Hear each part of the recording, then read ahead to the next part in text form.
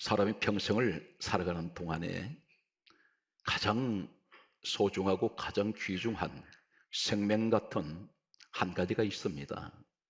사람은 모든 사람들이 인생을 살아가면서 다 성공하기를 원합니다. 돈을 많이 벌었다고 말합니다. 그것을 성공이라고 말하는 사람이 있습니다. 또 많은 권력을 가지고 있습니다. 그것을 가리켜 이 사람들은 그것을 성공이라고 말합니다. 세상 많은 공부를 했습니다. 지식이 하늘을 찌릅니다. 이 사람은 성공했다고 말합니다. 그런데 가장 성공 중에 성공이라고 할 수 있는 이 성공은 사람과의 만남입니다. 내가 어떤 사람을 만나냐에 따라서 아무리 이 사람이 권력 있고 지혜가 있고 똑똑해도 아무리 많은 재물을 가지고 있어도 잘못된 만남은 사람을 불행하게 만듭니다. 부부가 서로서로 아름다운 만남은 행복을 가져옵니다. 그러나 잘못된 만남은 불행하게 만듭니다. 아무리 혼자 똑똑하고 아무리 세상 배경을 많이 가지고 있고 아무리 이 사람이 세상에서 부를 것이 없다 할지라도 내가 배우자를 잘못 선택했을 때 이 사람의 삶은 망가질 수가 있습니다. 요사이 베트남 국가의 국민들이 열광을 하고 있습니다. 지금 축제라고 말합니다. 한 사람 때문입니다. 한국인, 한국에서 간 바강스라는 베트남 국가대표 축구 감독 한 사람 때문에 베트남 국민들은 매일같이 그들을 열광하면서 이 바강스 감독에게 박수를 보내고 있습니다. 한 사람이 온 국민들에게 기쁨을 주었습니다. 웃음을 줍니다. 춤을 추게 만들었습니다. 바강스 감독이던 이 사람이 이분이 베트남 축구 감독을 맡고부터 베트남 축구 역사는 새로 기록하고 있다는 것입니다. 아시아 최고의 정상에 올려놓았던 이런 사람이 있는가 하면 이춘재라는 사람이 있습니다. 이름조차도 끔찍한 이 사람은 화성 살인 사건의 살인범으로 알려져 있습니다. 이런 사람 만날 때 사람 인생은 망쳐버립니다. 오늘 이 말씀을 듣는 사람의 손 여러분, 이 세상에서 가장 귀한 만남의 축복을 받는 여러분이 되시기를 바랍니다. 아름다운 만남의 축복은 불행의 늪으로 빠져들어가는 사람들을 건져내는, 그리고 이 사람이 가는 곳마다 하나님께서는 늘 함께 해주셨고 하나님을 믿지 않는 사람들까지도 복을 받게 하셨던 이런 사람들이 있습니다. 로마서 4장 11절에 믿음의 조상 아브라함이라는 사람이 있습니다. 이 사람은 창세기 19장 29절 말씀을 보게 되면 그에게는 조카가 한 사람이 있었습니다. 롯이라는 조카가 있었는데 하나님께서는 창세기 12장 1절에서 4절 말씀을 보게 되면 아브라함을 믿음의 조상으로 세우시게 됩니다. 그를 가리켜 복의 근원이라고 했습니다. 이 사람에게는 가나안 땅에 젖과 꿀이 흐르는 땅을 하나님께서는 약속을 하셨고 그곳으로 가게 하셨습니다. 이때 롯이라는 이 조카는 하나님께서 선택하지 않았습니다. 하나님께서 선택했던 사람은 아브라함이었습니다. 롯은 아브라함을 따라다녔습니다. 아브라함이 많은 재물의 축복을 받았을 때 롯도 함께 복을 받게 됩니다. 그러나 아브라함을 떠나는 순간 그에게는 비극이 기다리고 있었습니다. 불행이 그를 기다리고 있었습니다. 그곳이 어디냐면 소돔이었습니다. 이 소돔으로 갔던 그는 하나님께서는 훗날에 심판하실 때에 이 가정은 완전히 불에 타서 없어져 버립니다. 하나님께서는 이 소돔 성을 엎으실 때 성경 말씀은 이렇게 기록하고 있습니다. 창세기 19장 29절 말씀을 보게 되면 하나님께서 소돔 성을 유황불로 태우실 때에 성경이 이렇게 강조하고 있습니다. 엎으셨더라 이렇게 말씀합니다. 성경 말씀이 엎으셨다는 이 히브리의 원어를 보았더니 하바크였습니다. 엎으셨다는 이 하바크는 어떤 의미를 가지고 있냐면 돌리시다, 회전을 하다, 그리고 둘로 엎으시다 이런 의미를 가지고 있습니다. 우리가 상식으로 생각할 때는 하늘에서 유황불로 내리셔서 소돔성을 태우셨던 것으로만 생각을 했는데 히브리의 원어의 하바크라는 이 원어를 보았더니 마치 땅을 갈아엎듯이 땅을 완전히 엎어버리셨다는 것입니다. 후세 학자들은 이렇게 말하고 있습니다. 지금 저 중동에 있는 사해바다, 이 사해바다 밑에 바로 소돔성, 불에 타서 없어져 버린 이 소돔성이 사해바다 밑에 가라앉아 있다고 했습니다. 하나님께서는 이 소돔성을 불로 태우실 때, 갈라 엎으실 때에 마치 팽이처럼 돌아가는, 둘로 엎으시고 회전시키시고 돌리시는 이런 하바크의 의미를 가지고 있는 이 소돔성 심판 때에 하나님께서는 이렇게 말씀하고 있습니다. 창세기 19장 29절에 보게 되면 여호와께서 롯을 아브라함을 생각하사 그 엎으시는 중에 내어 보내셨더라, 이렇게 기록하고 있습니다. 하나님께서는 롯을 보고 구원하시지 않았습니다. 아브라함을 생각하셨습니다. 무엇을 말씀합니까? 롯은 구원받을 만한 복이 없었습니다. 그런데 하나님은 아브라함을 보시고 롯을 구원하신 것은 아브라함 때문에 롯이 구원받았다는 것입니다. 많은 가정이 있습니다. 이 가정들 가운데 보게 되면 특별하게 하나님의 복을 받은 분이 있습니다. 그런데 하나님의 복을 받는 이 한 사람 때문에 그 가정의 다른 가족들이 같이 복을 받는다는 사실입니다. 창세기 39장 5절에 보게 되면 17세 나이로 이 사람은 구덩이에 던져졌고 애굽이라는 곳에 은 20에 팔려갔던 한 사람이 있습니다. 이 사람이 바로 구약의 요셉입니다.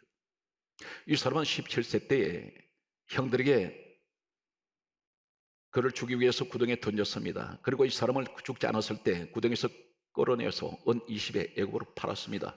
성경 말씀을 보게 되면 이 사람은 그 당시에 노예의 모습이 어떤 모습이었냐면 두 발은 쇠고랑에 채워져 있습니다. 온몸은 묶여 있습니다. 이것이 17세 소년 요셉의 모습이었습니다.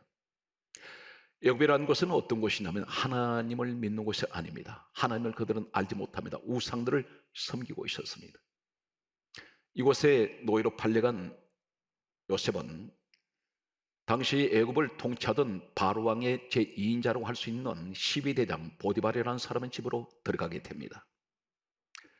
이 보디발이라는 사람은 하나님을 믿지 않습니다. 그런데 성경은 강조하기를 창세기 39장 5절에 가장 비참한 사람이, 하나님의 사람이 그 집에 들어갈 때 세상에서는 부러운 것이 없는 권력을 가진 자요 부귀와 영화를 한 몸에 누리고 있는 보디발 이 사람 집에 성경이 이렇게 강조하고 있습니다. 여호와께서 요셉을 위하여 애굽 사람의 집에 복을 내리심으로 여호와의 복이 그 집의 집과 밭에 있는 모든 소유에 미치는지라. 믿지 않는 자한테 복이 갑니다. 하나님의 사람, 고난의 사람입니다. 이런 사람이 그 집에 들어가는 순간 하나님은 요셉을 위해서 하나님을 믿지 않는 사람들까지도 복을 내리신다는 사실입니다. 이것은 진정 바로 만남의 복이었습니다. 롯은 아브라함을 만난 복이 있었고 보디발 가정은 요셉을 만난 복이 있었습니다. 신약으로 사건을 넘어오겠습니다. 신약 사건 보게 되면 예수님께서 이 땅에 오셨을 때에 마태복음 15장 22절 이하의 말씀을 보게 되면 귀신 들린 딸을 데리고 예수님 앞에 나온 가난한 한 여자가 있었습니다. 이 여자는 귀신 들린 딸의 어머니입니다. 귀신 들린 이 딸은 제정신이 아닙니다. 정상적인 사람이 아닙니다. 예수님이 누구신지도 모릅니다. 그런데 예수님은 누구를 보고 이 여자, 이 딸을 치료하시냐면 바로 그 어머니의 믿음을 보시고 치료하신다는 사실입니다. 귀신 들린 딸은 믿음이 없습니다. 그런데 예수님은 그 어머니의 믿음을 보시고 그 딸을 구원해 주시고 치료해 주셨습니다. 우린 1년이 이 사건 속에서 무엇을 느낍니까? 막연하게 성경 속에 나타나는 역사의 인물들 가운데 이런 사람들이 있었구나가 중요한 것이 아니라 오늘 이 말씀은 내가 들어야 됩니다. 내가 바로 하나님을 만나는, 그리고 예수의 사람으로서 내가 가는 곳마다 때론 아브라함같이, 때론 요셉처럼, 때론 귀신 되는 딸의 어머니 믿음처럼 나도 그런 믿음을 가지고 어느 곳에 가든지 복이 내리는 하나님의 축복이 함께 하셔야 된다는 사실입니다. 오늘 여러분 그 주인공이 되시길 바랍니다. 마태복음 17장 14절 말씀을 보게 되면 이번에는 귀신 들린 아들을 데리고 나온 아버지가 있었습니다. 이 아버지가 예수님 앞에 나와서 귀신 들린 자신의 아들을 치료해 달라고 간구합니다. 그때 예수님께서는 귀신 들린 이 아들을 보시고 치료하신 것이 아니라 귀신 들린 아들의 아버지의 믿음을 보시고 치료해 주셨습니다.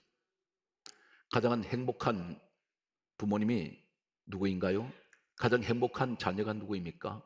이런 믿음의 좋은 믿음을 가진 어머니, 아버지가 내 가정이 내 부모님이라면 그 자녀는 분명 행복합니다. 계속해서 중보의 믿음이 소개되고 있습니다. 말씀을 보게 되면 마가복음 2장 2절 말씀을 보게 되면 이번에는 한 중풍병자를 4명이 메고 나왔습니다. 성경에는 이 사람들이 이 4명이 친구인지 아니면 이웃인지 아니면 친족인지 언급이 없습니다. 다만 한 중풍병자를 4사람이 침상채 메고 나왔다는 사건만 기록하고 있습니다. 이 사람들이 예수님 앞에 나아가려고 할 때 집안에 계신 예수님을 만날 수가 없었습니다. 사람들이 가려져서 예수님 앞에 나갈 수가 없었습니다. 이 사람들 믿음이 어느 정도의 믿음이냐면 침상채로 지붕으로 이 중풍병자를 끌어올려서 지붕을 뜯어냅니다. 그리고 지붕을 뜯어내고 지붕 구멍을 내서 그 속으로 이 침상채로 중풍병자를 달아내렸습니다. 집안에 계신 예수님께서는 그들의 믿음을 보시고 이 중풍병자를 치료하셨습니다. 누가복음 7장 3절 이하의 말씀을 보게 되면 백부장이라는 사람이 있습니다. 이 사람이 누구냐면 로마의 군대 지휘관입니다. 그런데 이 사람이 자신이 나오지 않고 자신의 친구들을 예수님 앞으로 보냈습니다. 그리고 하는 말이 제 집에 있는 하인이 병이 들어 죽어가고 있습니다. 주님께서 고쳐달라고 말합니다. 주님께 고쳐달라고 할 때에 예수님께서 내가 가서 고쳐주리라 말할 때에 이 백부장의 믿음이 어느 정도 믿음이냐면 제 집에 오시는 것을 내가 감당할 수가 없사오니 다만 말씀으로만 하옵소서. 그리하면 제 집에 있는 하인이 낫겠나이다.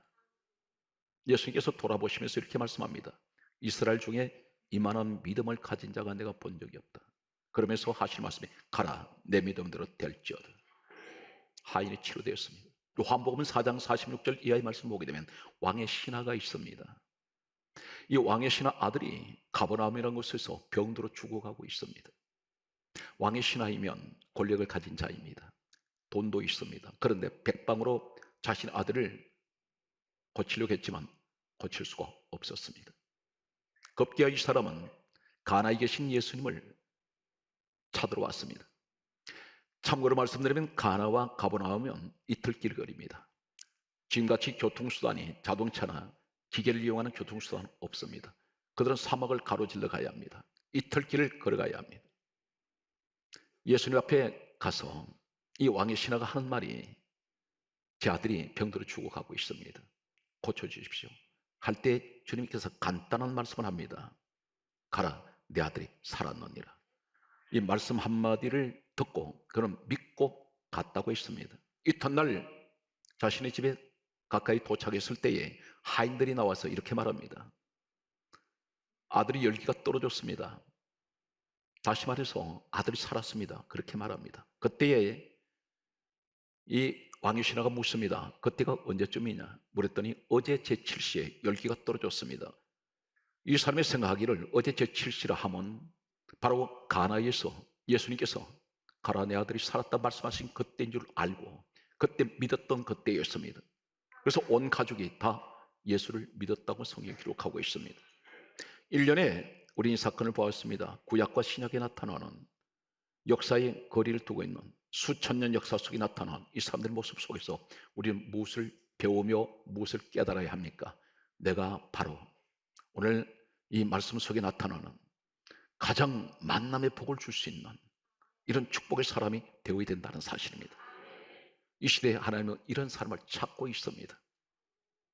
성경 말씀은 예수님께서 이 땅에 오셨을 때에 우리 예수님은 특별히 신약 성경에 죽은 자를 살리는, 숨이 끊어져 버린, 시체가 되어서 부패해버린 이 사람들을 살리시는 세 가지 사건이 있습니다. 이 사건은 성경 말씀을 보게 되면 오늘 이 사람들을 살리실 때에 우리 예수님께서는 어떤 모습으로 살리십니까? 성경 말씀을 보게 되면 다음 같은 말씀을 기록하고 있습니다. 마가복음 5장 40절 말씀을 보게 되면 한 소녀가 죽었습니다. 죽었을 때 예수님께서 많은 이 장례식장에서 이렇게 말씀합니다. 죽은 것이 아니라 자고 있다고 말씀하셨습니다. 그때 이 사람들이 다 비웃었습니다. 이때 예수님께서 이 죽은 소녀의 손을 잡으시면서 싸늘하게 식은 시체가 된 이 손을 잡으시면서 하신 말씀이 달리다굼, 소녀야 내게 말하노니 일어나라. 말씀 한마디에 죽은 시체가 살아나 버립니다. 우리 주님 왜 오셨어요? 죽은 자 살리러 오셨습니다. 성경 말씀을 보게 되면 누가복음 7장 14절 말씀을 보게 되면 한 청년이 있습니다. 이 청년이 죽어서 이제 사람들이 메고 나옵니다. 메고 나올 때에 예수님께서 다음 같은 말씀을 하십니다. 청년아, 내가 내게 말하노니 일어나라. 시체가 일어납니다. 요한복음 11장 43절에는 세 번째 죽은 자를 살리시는 사건이 나옵니다. 나사로입니다. 성경 강조합니다. 나사로가 죽은 지 나흘이 되었다 있습니다. 유가족들이 말하기를 썩은 냄새납니다. 그런데 그 시체가 무덤 속에 4일째 방치되어 있습니다. 예수님께서는 무덤 밖에서 무덤문을 굴러내라 말씀하시더니 무덤 밖에서 말씀합니다. 나사로야 나오라. 말씀 한마디에 이 나사로가 살아나왔습니다. 우리 예수님이 이 땅에 오신 목적이 무엇입니까? 살리러 오셨는데 성탄의 의미가 어떤 것일까요? 예수님께서는 이 땅에 오셨을 때 죽은 자 살리러 오셨습니다. 천사가 예수님이 이 땅에 오실 때 목자들에게 천사들이 나타나서 다음 같은 소식을 전해줍니다. 온 백성에게 미칠 큰 기쁨의 좋은 소식을 전하노라. 우리 예수님이 누구신가요? 큰 기쁨입니다. 우리 예수님이 누구십니까? 좋은 소식을 가져오시는 분입니다. 좋은 소식 바로 복음입니다. 오늘 우리 예수님께서 이 땅에 오셔서 내게 큰 기쁨을 가지고 오십니다. 좋은 소식을 가져오셨습니다. 그런데 성경 말씀은 이렇게 기록하고 있습니다. 누가복음 1장 13절에서 14절의 말씀을 보게 되면 천사들이 목자들한테 이 소식을 전한 후에 찬송을 합니다. 예수님께서 이 땅에 오셔서 좋은 소식, 큰 기쁨을 가져온 이 사건을 가리켜 천사들이 찬송을 하기를 다음 같은 찬송을 하고 있습니다. 지극히 높은 곳에서는 하나님께 영광이요, 땅에서는 기뻐하심을 입은 사람들 중에 평화로다. 분명 이 사건은 우리 예수님이 이 땅에 오셨는데 이 사건이 하나님께 영광이 되고 우리에게는 무엇을 말씀합니까? 세상 사람들은 이렇게 말합니다. 땅에는 평화가 왔다고 말합니다. 그러나 한 가지 꼭 놓치지 않고 기억되는 사건이 하나 있습니다. 땅에서는 기뻐하심을 입은 사람들 중에 평화라는 사실입니다. 땅에서 기뻐한 사람은 누굽니까? 다 누구에게나 기쁨이라는 것은 말씀하지 않습니다. 평화라고 말씀하지 않습니다. 누구에게 기뻐하심을 입은 사람이 있습니다. 이 사람들 바로 누구인가요? 에베소서 1장 4절에 창세전에 누구든지 그리스도 예수 안에서 택함 받은 바로 여러분을 말씀하고 있습니다. 예수 그리스도 안에 있는 사람에게만 기쁨이 오고 예수 그리스도 안에 있는 사람에게만 평화가 주어진다는 것입니다. 그런데 예수님께서 이 땅에 오셔서 평화를 선포하시고 우리에게 큰 기쁨의 좋은 소식을 주시는 이것은 무엇을 말씀합니까? 예수님이 이 땅 오실 때 태어나시기 전에 천사가 와서 미리 전해준 한 말씀이 있습니다. 마태복음 1장 21절에 천사가 와서 전해준 말은 이름을 예수라 하라. 이 이름이 어디서 내려왔습니까? 하늘에서 내려온 이름입니다. 하나님이 내려보내신 이름입니다. 이름을 예수라 하라. 이는 자기 백성을 죄에서 구원하시기 위하여. 예수님이 이 땅에 오신 목적은 죄에서 구원을 하시기 위해서 오셨다는 것입니다. 그런데 죄에서 구원하시는 방법이 어떤 것일까요? 막연하게 예수님이 우리를 구원하셨다고 그렇게 말씀하지 않습니다.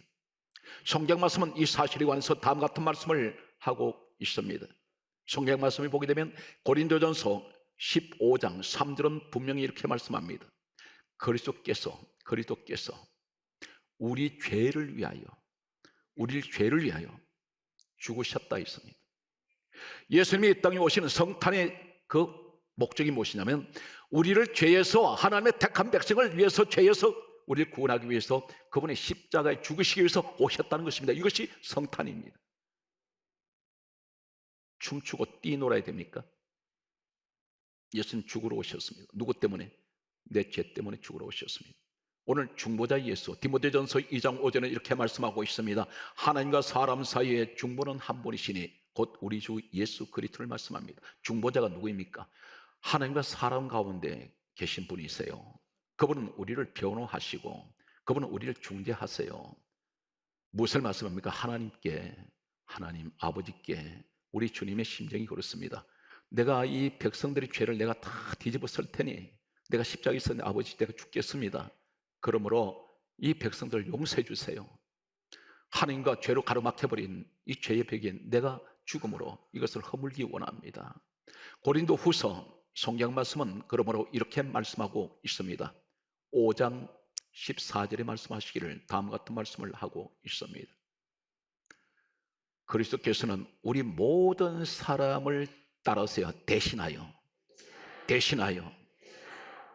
십자가에 죽으셨습니다. 대신이란 말이 무슨 말입니까? 죄는 내가 지었습니다. 우리는 누구나 할 것 없이 인생을 살아오면서 발자취가 있습니다.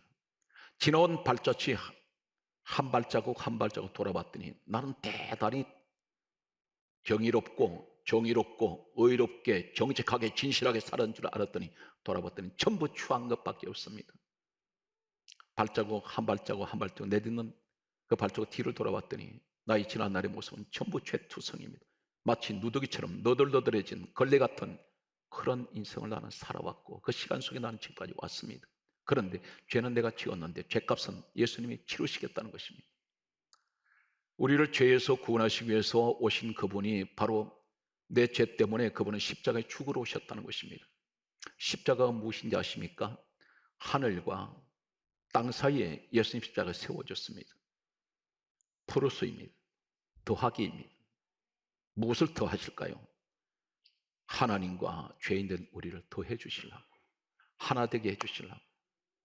그래서 이 사건을 가리켜 이렇게 말씀합니다. 에베소서 2장 16절에 십자가로 우리를 하나님과 한 몸 되게 해주시고 하나 되게 해주시기 위해서 십자가를 치셨다고 말씀합니다. 골로새서 1장 20절은 이렇게 말씀합니다. 따라서요, 십자가의 피로 화평을 이루셨느니라. 화평을 이루셨습니다. 십자가 피는 화평입니다. 하나님과 우리 관계를 화평하게 하셨습니다. 성경 말씀은 이렇게 말씀합니다. 로마서 5장 10절을 말씀하시기를 우리가 원수 되었을 때에 그의 아들이 죽으심으로 말미암아 하나님과 화목하게 되었느니라. 우리는 하나님 앞에 나갈 수가 없습니다. 그분은 너무나 고귀하시고 거룩하시기 때문에 그분 앞에 흠없고 티 없는 자들이 나가야 되는데 우리는 너무나 흠이 많고 티가 많습니다. 이 죄성이라는 것은 우리는 어쩔 수가 없습니다. 늘 씻고 또 씻어도 이 죄성은 계속해서 씻어내야 되는데 예수 그때 보혈로 덮어주지 아니하시면, 예수의 피가 아니면 요한일서 1장 7절에 예수의 피가 우리를 모든 죄에서 깨끗하게 하신다 했습니다. 그런데 오늘 우리의 모습은 어떻습니까? 예수님께서 이 땅에 오실 때 십자가에 죽으신 건 화평하게 하시고 화목하게 하시기 위해서 오셨습니다. 하나 되게 만드시기 위해서. 그런데 이 사배는 찢어져 있습니다. 나라는 찢어져서 국론은 나눠져 있습니다. 사회는 갈등의 연속입니다. 살인사건, 신종범죄는 하루가 다르게 계속해서 증가하고 있습니다. 오늘 이러한 시대를 살아가는 우리 가정은 어떻습니까? 늘 갈등합니다. 하루하루 계속해서 갈등이 연속입니다. 부부간에 갈등하고 부모와 자녀간에 갈등하고 회사에서나 아니면 어느 곳에 있는 공동체가 있는 곳은 항상 갈등합니다. 교회가 찢어져 버렸습니다.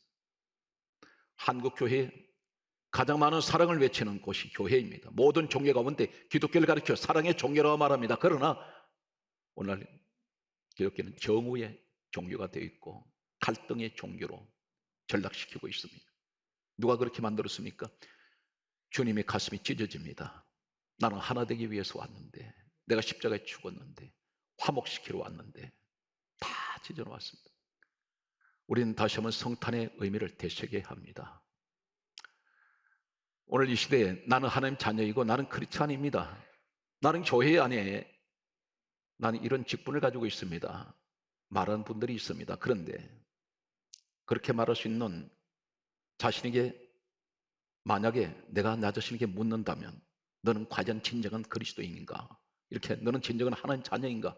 묻는다면 성경의 답변을 이렇게 말씀합니다. 예수님이 직접 말씀하시기를 마태복음 5장 9절에 화평케 하는 자가 복이 있나니 저희가 하나님의 아들이라 일컬음을 받을 것이요, 네가 진정으로 하나님의 자녀라면 너는 화평하게 해야 되는데 계속해서 갈등을 만들어내고 찢어지고 분쟁을 만들어냅니다. 이 삶이 가는 곳은 계속해서 다툼이 있습니다. 성경 말씀은 그러므로 이렇게 말씀하고 있습니다. 하나님은 무질서의 하나님이 아니요 하나님은 화평의 하나님이시라. 하나님께서는 네가 귀신을 쫓아내지 못해도, 불을 끌어내지 못해도, 큰 능력을 행하지 못해도 내가 진정으로 너는 내 사람이고 내 자녀야 하는 말씀은 누구입니까? 화평하게 하는 사람입니다. 현재 주어진 내 시간을 아끼십시오. 그 아끼는 시간 속에 무엇이 있어야 됩니까? 시기분쟁하지 말고, 다투지 말고, 평화를 심는, 화평을 사랑하는 하나님의 진정한 자녀가 되시기를 예수 그리스도 이름으로 축복합니다.